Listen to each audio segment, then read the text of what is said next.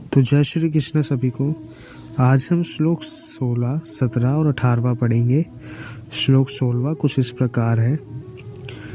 यस्तवामत्रिदेव स्यादात्मतृष्णमानवः आत्मनेव च संतुष्टस्य कार्येन विद्यते। जिसका तात्पर्य है कि श्री कृष्ण कहते हैं कि जो मनुष्य आत्मा में ही रमन करने वाला, आत्मा में तृप्त और संतुष्ट हो, उसके लिए कोई कर्तव्य नहीं है। आत्मा का अर्थ यहाँ सबसे बड़ा सच है, और जो सत्य को समझता है, सत्य में ही खुश होकर ही रहता है, उसके लिए कोई कर्तव्य नहीं है।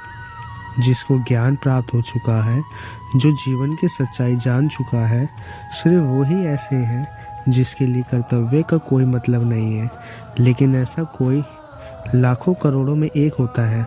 बाकी हम सबके लिए कर्तव्य ही सब कुछ है। अगला श्लोक।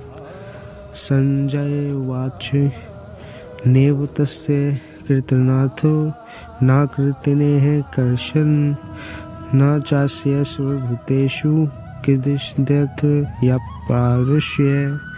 जिसका तात्पर्य है कि संजय श्री कृष्ण के ज्ञान को हमें आगे बता रहे हैं कि ऐसे महापुरुष जो आत्मा को और सत्य को जान चुके हैं, उनके लिए कर्म करने का कोई प्रयोजन रहता ही नहीं है। ऐसे महापुरुष कर्म के बंधन से छूट चुके हैं, क्योंकि ये ज्ञानी इस दुनिया और ईश्वर को समझ चुके हैं। इनका स्वार्थ से कोई मतलब नहीं रहता है। इसलिए ये महापुरुष हमारे जैसे लोग से बिल्कुल अलग है। इन पर वह नियम लागू नहीं होता है जो हमारे जैसे दुनियादारी में लगे हुए लोगों में लागू होता है।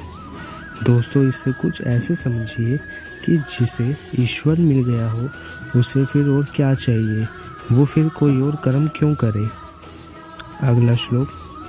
तस्मादस्तः स्वतंत्र कार्य कर्म समाचर अस्तु हजचरण कर्म परमप्रीति पुरुष।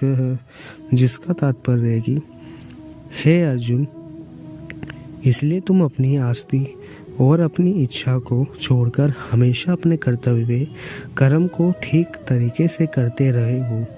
अपनी कामनाओं को छोड़कर सिर्फ और सिर्फ अपने कर्तव्यों को पूरा करने में लग जाओ, क्योंकि आस्ति से या लगाव से छूटकर जो भी अपना कर्म करता है, वह मनुष्य परमात्मा को प्राप्त हो जाता है। कर्तव्य की राह आसान नहीं होती है।